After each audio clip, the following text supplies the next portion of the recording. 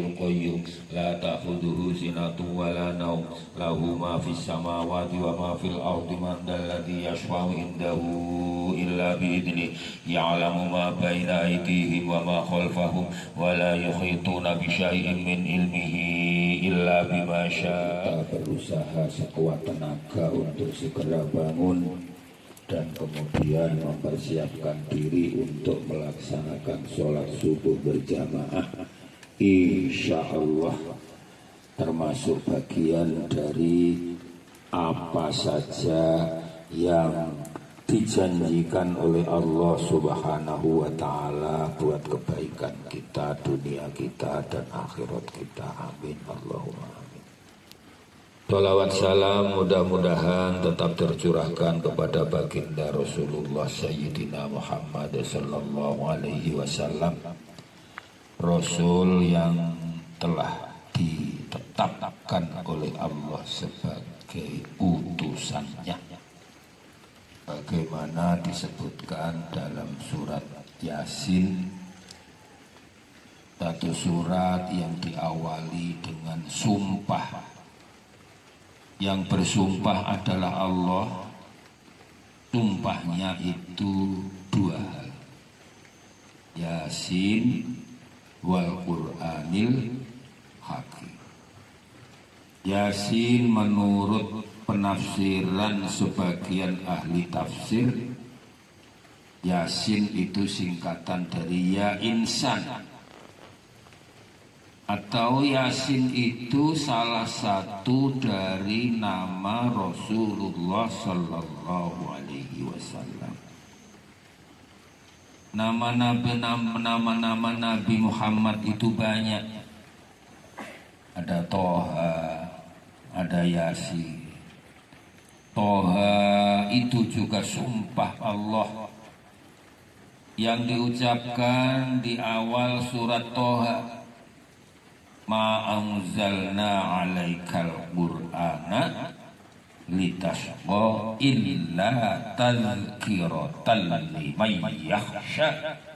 Surat ini, surat Toha ini yang menyebabkan Sayyidina Umar radhiyallahu anhu yang asalnya kafir menjadi muslim karena mendengar ayat ini. Ceritanya, Umar itu sudah lama mendengar nama Nabi, tapi tidak pernah dipertemukan oleh Allah. Kemudian suatu ketika mendengar Abu Jahal, Abu Lahab, Nadir bin Haris, tokoh-tokoh kafir Quraisy itu membicarakan tentang Nabi Muhammad. Karena setiap malam Nabi Muhammad itu berada di rumah Arqam bin Abil Arqam untuk mengajarkan kepada para sahabat ayat-ayat yang Al-Quran yang telah turun, dibaca, kemudian diperdengarkan kepada sahabat-sahabat yang sudah masuk Islam, berada di rumah Arqam bin Abil Arqam. Ketika itu Umar mendengar bahwa Muhammad telah mengajak orang lain masuk Islam, marah sekali. Dia berpikir secara positif bahwa sebelum Muhammad ada, sebelum agama Islam datang, orang-orang Quraisy itu rukun. Kemudian setelah Muhammad ini mengajarkan dakwah, akhirnya terpecah belah. Ada yang masuk Islam, ada yang tetap dalam kekafirannya, ada yang munafik dan lain sebagainya. Akhirnya terpecah belahnya itu menjadikan Umar itu marah. Mencari Muhammad, nggak pernah ketemu. Di tengah jalan ketemu dengan namanya sahabat yang telah memeluk Islam, yang diam-diam dia memeluk Islam, namanya Nu'aim bin Nu'aim. Mana Muhammad? Kemana Umar? Aku mau cari Muhammad. Mau apa? Mau aku? Kenapa? Dia telah membuat orang lain bertengkar satu dengan yang lain.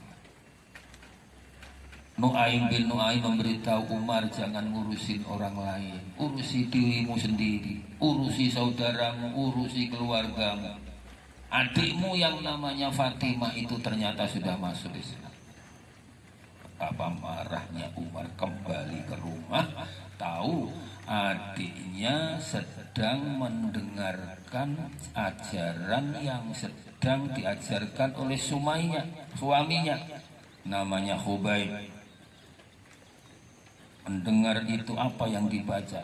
Toha ma anzalna alaikal qur'ana litasqa illa tadhkiratan liman yakhsha. Toha itu salah satu dari nama Nabi Muhammad.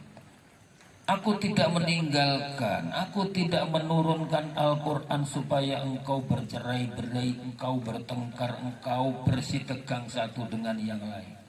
Tetapi ini adalah tazkirah, ini adalah peringatan bagi orang-orang yang takut kepada. Mendengar seperti itu, Umar tertegun. Akhirnya apa? Dobrak pintunya. Ubay takutnya setengah mati, apalagi adiknya. Umar itu terkenal orang yang sangat keras. Matanya itu menakutkan. Orang-orang sekarang, ulama-ulama sekarang mempunyai keyakinan bahwa Umar ini setan saja takut. Kalau kita jalan itu setan takut enggak? Sama sekali tidak, malah berusaha menggoda kita, mengajak untuk bisa ikut mereka. Setan itu kalau ada Umar takut lari. Karena itu ulama-ulama kita itu biasa itu menulis namanya Umar itu saja sudah buat setan itu takut.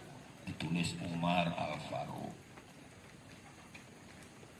Di orang itu setan itu takut, akhirnya tidak menggoda. Tapi tidak boleh kemudian kita gak ibadah, gak sholat, gak melakukan ibadah terus nulis itu supaya setan itu tidak menggoda kita, ya kita tetap wajib.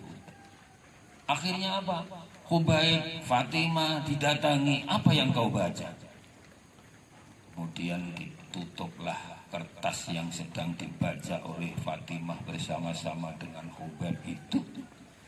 Dan kemudian Fatimah yang tidak pernah membantah kepada kakaknya, begitu dibentak oleh Umar dia tidak takut, malah kemudian dia melihat, memandang secara tajam dengan kakaknya yang melihat adiknya yang melawan, yang selama hidupnya tidak pernah menentang kepada kakaknya. Ini begitu melihat adiknya melawan kepada kakaknya, ini kagetnya luar biasa. Apa yang terjadi pada adikku? Dia telah masuk Islam. Oke lah, tetapi kalau dia kemudian tidak takut dengan aku, ini menimbulkan satu tanda tanya yang besar. Apa yang kau baca? Tidak boleh kau pegang ini. Kau kotor. Kau kafir. Kau tidak muslim. Kau baru boleh melihat catatan ini kalau kau sudah beriman. Antarkan aku kepada Muhammad. Aku akan berikrar masuk Islam di hadapan Muhammad sallallahu alaihi wasallam. Ini salah satu mukjizat dari Al-Quran. Di Al-Quran ini, Masya Allah, Al-Quran itu mukjizatnya Nabi Muhammad terbesar. Mukjizat itu banyak diberikan kepada para nabi. Nabi Nuh, Nabi Ibrahim, Nabi Musa, Nabi Isa, Nabi Daud, Nabi Ismail, nabi-nabi yang lain semuanya diberi mukjizat oleh Allah berupa keluar biasaan hal-hal yang bersifat fisik, hal-hal yang bisa dirasakan oleh indera, oleh perasaan. Tetapi Allah memberikan mukjizat kepada Nabi Muhammad yang sangat luar biasa, yakni Al-Quranul Karim. Itu yang menyebabkan Umar masuk Islam karena Al-Quran. Yang kedua di surat Yasin, innaka laminal mursalin. Ini adalah pernyataan dari Allah setelah bersumpah Yasin wal Qur'anil Hakim, dengan demi Al-Quran yang penuh dengan hikmah, demi Al-Quran yang penuh dengan hal-hal yang sifatnya sangat luar biasa. Innaka, sesungguhnya engkau Muhammad, laminal mursalin, termasuk diantara para utusan-utusan. Utusan Allah itu banyak. Ada nabi, ada malaikat. Kemudian ada nabi itu banyak. Menurut ahli tafsir, nabi itu jumlahnya 124.000. Kemudian yang dipilih oleh Allah menjadi rasul itu ada 313. Dari 313 itu ada yang diwajibkan kita mengetahui, setidak-tidaknya mengetahui namanya, sejarahnya. Ada 25. Itu kalau di Aqidatul Awam itu diajarkan hum Adamun Idrisun Nuhun Huduma Soleh wa Ibrahimu kullu mutad. Ngaji ku betul. Ngaji di situ. Itu terang nabi-nabi sing jumlahe ana serawe. Di antara 25 itu ada 5 nabi yang kemudian diberikan gelar oleh Allah ulul azmi, yang mempunyai kedudukan khusus di hadapan Allah, yang diuji oleh Allah dengan ujian yang berat, yang diberikan amanat oleh Allah berupa amanat yang besar, yaitu Nabi Nuh, Nabi Ibrahim, Nabi Musa, Nabi Isa, dan Nabi Muhammad sallallahu alaihi wasallam. Iki Quran. Ini ngapal nih Quran kabeh ya.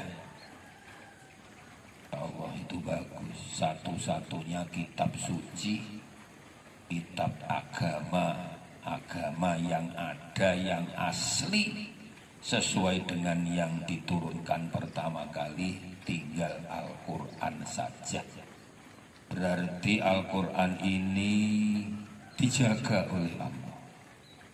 Salah satu yang menjaga Al-Quran ini adalah orang-orang yang ditakdirkan oleh Allah, diberikan kemampuan dan kemauan untuk mampu menghafalkan Al-Quran, membaca Al-Quran, mempelajari tajwidnya, mempelajari asbabun nuzulnya, mempelajari tafsirnya, mempelajari takwilnya, dan berbagai isyarah-isyarah yang terkandung di dalam Al-Quranul Karim.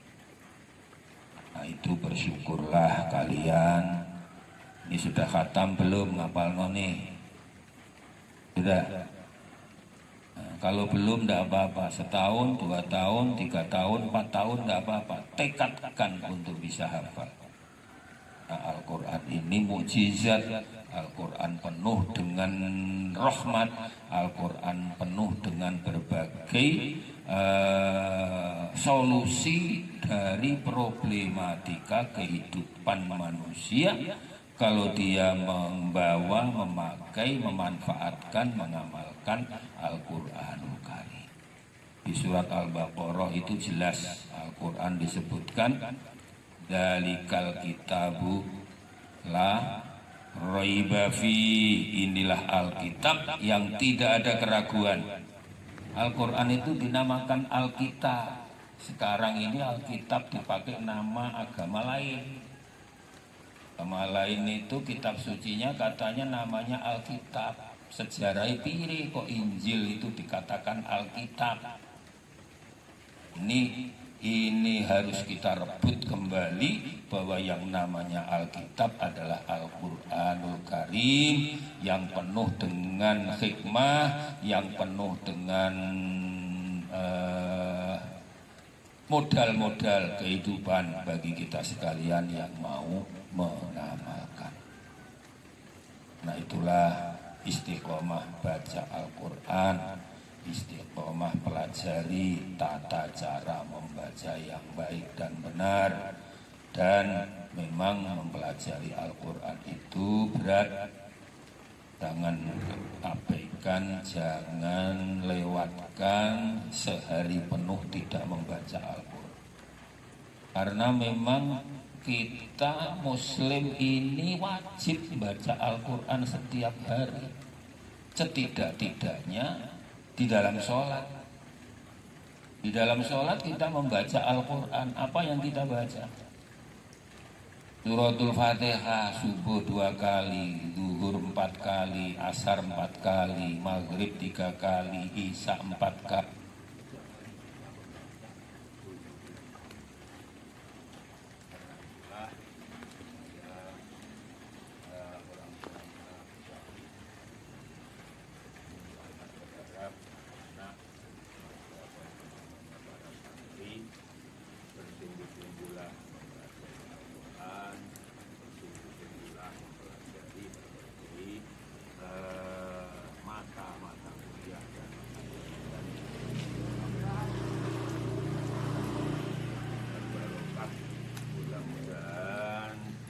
Rahmati oleh Allah Subhanahu wa taala. Demikian yang dapat saya sampaikan. Wallahul muwaffiq ila aqwamit thoriq. Wassalamualaikum warahmatullahi wabarakatuh.